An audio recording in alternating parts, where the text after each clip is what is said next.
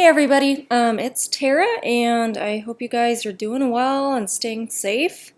I assume that if you're in the Columbia area that you're doing just fine. We've been doing just fine. But I also know that you have a lot of pressure in this class and other classes to try and stay caught up a little bit. I think most of us are trying to be reasonable in keeping you a little bit caught up, but also accommodating to the fact that, yeah, we lost some days. So I'm trying to find a happy medium. I definitely do want you all to have a solid draft. I hesitate to call it a draft, but a solid final piece for your logo for on Tuesday already. And I know that's a lot to ask, but I'd like you to have the motivation to get in there, watch the videos, and just take your very best whack at it. With the understanding that I don't think these first drafts are going to be perfect. I expect and might even require a redo from everybody just because the conditions just haven't been perfect. You haven't learned how to do everything. There are principles we haven't gone over. But again, really, I think it's important to kind of get your feet really wet and dive in and do your very, very best. And then we'll kind of look at things and see where we're at. And I'll be accommodating, again, with the expectation that this first one probably isn't going to be perfect.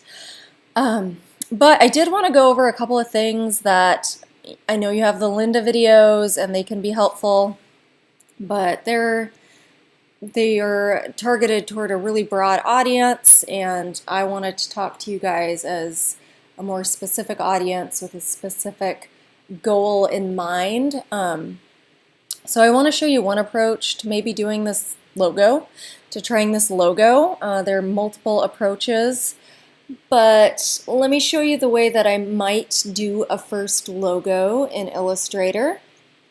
So let me just take a stab at that now. Sip of my water, and I'll open up a new document. So create new.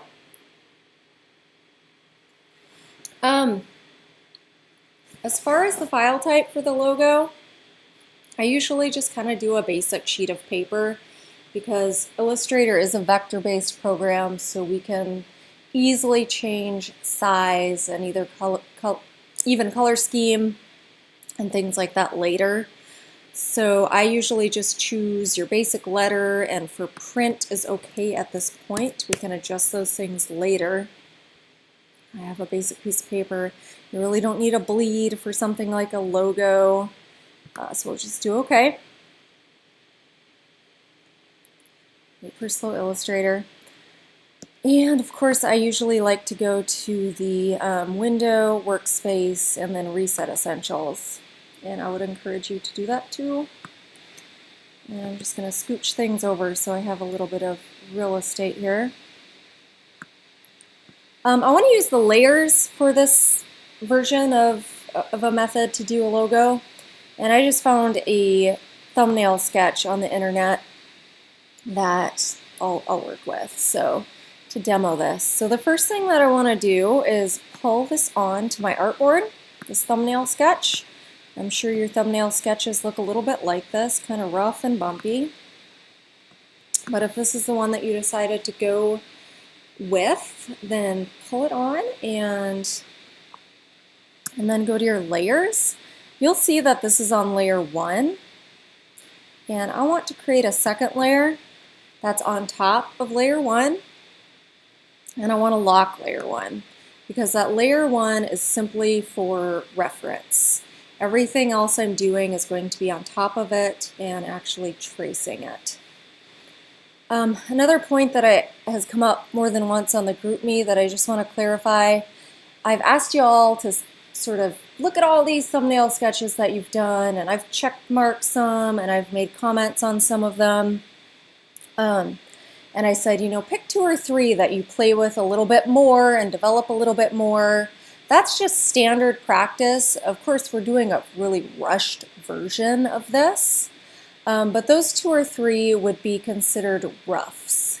in the industry, and in a perfect condition I would be looking at those and saying, you know, out of these three, I think this one is the one that you should finish and polish and turn into your comprehensive. Since we don't have the luxury of doing that step thanks to Flow, you get to do that part yourself. So I do think it's important that you go over a few of yours, play with them a little bit, maybe develop them a little bit further, and ultimately one should rise to the top as to which one you want to go with for your final piece. And okay, so again, I have my layer 1 locked with my sketch. I have my layer 2 blank right now, and I'm going to choose my pen tool, which you can actually just click P on the keyboard to get that. I do think that the lynda.com videos are helpful, but man, the pen tool really just takes some practice. And it's not that it's that hard, but it's definitely not the way that we're used to drawing. So you have to retrain your brain a little bit. There are a few ways that I could approach something like this. I could use some basic shapes, like a circle here, and maybe some triangles here. And I see a few other basic shapes in here that I could then go in with a Pathfinder to combine them together. But honestly, this is a super organic shape, and I don't see a lot of geometric things in here that I can mash together very easily. So, and most of your logos are probably like this, and that's great. Don't change your logo to make it easier for you. I will work with you. I will help you. So if you show up Tuesday and things are a little jaggedy and a little rough, I am going to be pretty graceful. So please don't change your logo so that it's like the USA Today circle, because that's easier. I want you to make a really great logo. So don't be intimidated by the software, or don't be worried that I'm going to fail you. I'm not going to do that. So here's my pen tool. The video also talks about the curvature tool. I'm going to be honest, I kind of learned the old school way before the curvature tool existed. So I'm not very handy with the curvature tool. And if you are just learning for the first time and you start using it, you might find that much easier. Play with both. I'm going to show you just with the pen tool today because it does everything that the curvature tool can do and everything that the pen tool can do. Let me zoom in. So this is what I do, is I usually zoom way in because we're really tracing some pretty particular shapes here. And I am going to do red so that you can see this. So my stroke is red, so it's not black and blending into the black of the sketch. And I'm also, oops, I clicked by accident. I'm also going to click on my fill, you can see down here, and click that little no smoking sign so that I don't have a fill, because the fill will goof you up. We can always add a fill later, but when you're first tracing something, I wouldn't recommend having the fill. It just kind of makes things messy. So again, the pen tool just takes some practice. Right now I'm going to click at a starting point and then I'm going to let go. So we're not clicking and holding like you would expect when you're drawing with a crayon or a pencil. You're used to holding it and dragging it. The pen tool does work different. So I'm just clicking and I've let go. I'm not holding on to the mouse anymore. And if I do, I'm not clicking, but I'm just kind of dragging around on my trackpad here. It shows me a preview of where my line will go. If I just click again, I get a straight line. Of course, not what I want, so Command-Z to undo. A common amateur error is to do lots of little straight lines. So like click, click, click, click, click. And that just makes you have a very jaggedy line. So let's get used to doing curved lines on the pen tool. It does have a learning curve to get used to this, but it's not that bad. Practice makes perfect with this. So I see kind of a curve a nice curve from here to here. That's like a very defined curve. So I'm going to go ahead and click on this point where I think it would end and drag. So not letting go with my click, holding down that click and dragging. Here we go. Click, holding, and then dragging. And now this part really takes some getting used to because you're going to be going all over the place the first few times, trying to figure out these Bezier handles, that's what those are called, and you will get better at it. So you have that nice preview of where your line will end. So even if you're going wacky like this, just kind of try and play with it until you start figuring things out. And I see a nice shape right there, so I'm letting go of my mouse. I'm no longer clicking on my mouse. And what Illustrator wants to do is guess what my next curve is going to be. And it doesn't do a good job of that. It always guesses wrong. So we almost always are going to go back to that last anchor point and click on it to say, I don't want another curve, or at least I don't want the curve that you're trying to define for me. I want to define my own curve. And again, I kind of see like, there's a gentle curve from here to about here. So here I'm going to click, hold down, and drag. Back to that anchor point to reset. Kind of figure out how the curve goes. Little drag for a little curve. Clicking on the anchor point. Clicking the next area. Clicking the last anchor point. Here I have a nice big curve for the horse's backside. And so, I don't want to get all these little bumps. That's just the roughness of the sketch. Unless you're going for that, I probably want a smoother curve there. But I can actually click way over here and maybe even a little further and define a nice smooth curve. So click, still holding down on the mouse or the trackpad, dragging. And once I get it just about right, letting go. In this case, Illustrator actually does a pretty good job of guessing what my next curve is going to be. Doesn't happen all the time, but it works here. You have to decide how rough you want to get, how much you want to be accurate with what your sketch was.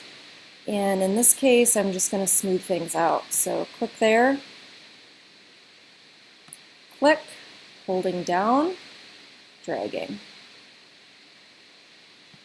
Resetting by clicking on the last anchor point. Seeing where the curve where the natural shape of the curve ends, right about there. Holding down with the mouse, dragging. Clicking on that last anchor point. Seeing where this little curve naturally ends, dragging. Not going to reset this one because Illustrator is kind of doing an okay job for me. Dragging, and I'm going to reset here. Clicking, holding down, and dragging. Resetting. Clicking, holding down, and dragging. Not perfect, but good enough. Resetting. Clicking, holding down, and dragging. Resetting. I feel a little bit like Bob Ross right now.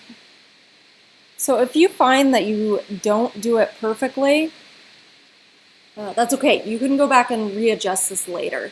So on this, you'll see that I don't have it perfect, and I can adjust that later. It's better to do it later, actually, than attempt to do it now.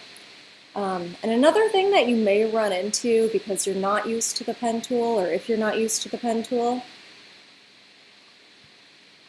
is double clicking and going, oh my gosh, like what just happened? I didn't mean to do that. just continue to do the Command Z, and that will let you start over. So I think for the most part, you all are getting the gist of this. For the sake of time, let me just cruise through the rest of this outline and I'll talk along, but I'll go kind of quickly so I can teach you how to adjust, okay? So clicking, holding down, dragging, and resetting. Clicking, holding down, dragging, reset. It's the end of the curve. Click, drag, reset. And keep in mind, I've been doing this for a long time. Oops, that one wasn't so good. Yours is just going to take longer because it is sort of a rite of passage to learn the pen tool. Reset. And again, even though this is one of the more difficult tools to learn, once you learn it, Illustrator is more or less mastered. Oh, that wasn't very good. It's sort of the key to the rest of the things you're going to ever need to do on Illustrator. So you'll see I'm actually allowing myself to be a little rougher. I'm not trying to be super perfect because I do want to demo those tools that will allow me to perfect things. That one was actually pretty bad. That's okay. Using my space bar and scooching along.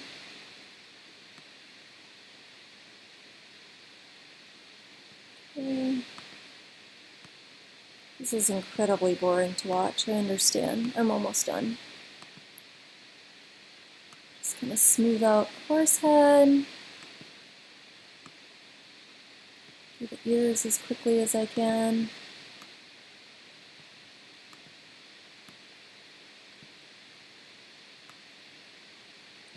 Fast forward if you want, guys. It's all good.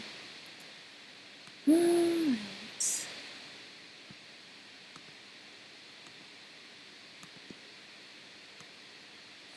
So later I'll have to deal with this internal right here, and I'm not going to demo that right now, but don't worry about that for this moment. I'm mostly trying to talk about the pen tool for now.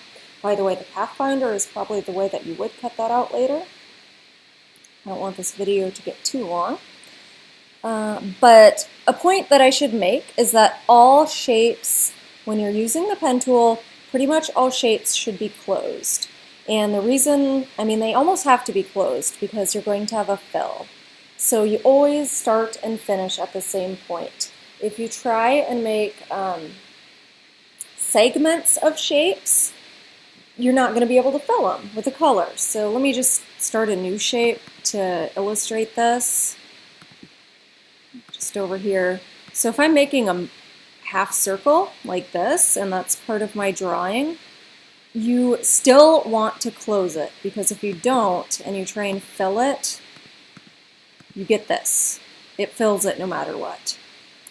In this case, if you're making a half moon, instead of leaving it open, just make it like this, and then you could go ahead and fill it, and that would be fine. But that's a bit of an aside there. All right, so I have my complete shape here. How do we smooth out some of the parts that aren't perfect? Like I see a part here for sure, and several other parts. Let me go ahead and zoom in. It's kind of a sharp angle. There we go. What you're going to want to do is go back down to the direct selection tool. And with that tool, you can click on this anchor point. And there are a few ways that you can approach this. You could then convert this angular anchor point to a curved anchor point. and it will give you Bezier handles that you can manipulate very carefully. In this case, I think I can do it the easy way, which is this curvature tool right here. Just very subtly drag that in, and I believe I can do the same here. So if you have some hard edges that you want to soften out, that's one way to do it. This one here could be a little more complicated because I think it has, yeah, so you can see it has a Bezier handle here and none on the other side, and that's because we have a curve and no curve. So if I want to smooth this out, well, it does actually give me this option, but I'm going to show you a different approach just so you learn this. And that is to click and hold on the pen tool. So click and hold on the pen tool and go down to the anchor point tool at the very bottom. Now if I take that convert anchor point tool and click and drag here, oh gosh, I'm way too zoomed in. Hold on just a sec. Let me adjust. What it's going to do is it's going to give me a Bezier handle on both. So instead of just one, you can see I now have two. So I want to get that first one back to kind of where it was on the right side there, which is requiring me to do all kinds of stretching. But that's pretty close. Obviously the second one is kind of goofed up now, but I have the freedom to adjust it because I have the handle. To adjust the Bezier handles or the anchor points or little components of the path, we always use that direct selection tool. So I'm going to go back to my direct selection tool, the white arrow, grab that Bezier handle and just pull it back to reality here without trying to manipulate the other curve too much. And now I have kind of a nicer shape, and you can always go in and do some fine-tuning of those.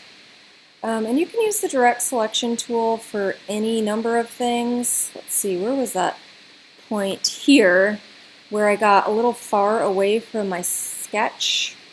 With my direct selection tool, I can kind of just scooch that in, adjust the handles, and whatever. And of course, I'd spent a pretty good amount of time with this, perfecting things. And then when I am satisfied, I can select this whole shape, give it a fill if I want to, and that'll be closer to completing my logo. And again, to cut out a shape in between, let's get a different color so we can see what's going on. I'm going to be very crude here. I don't know where this was. Back to my pen tool.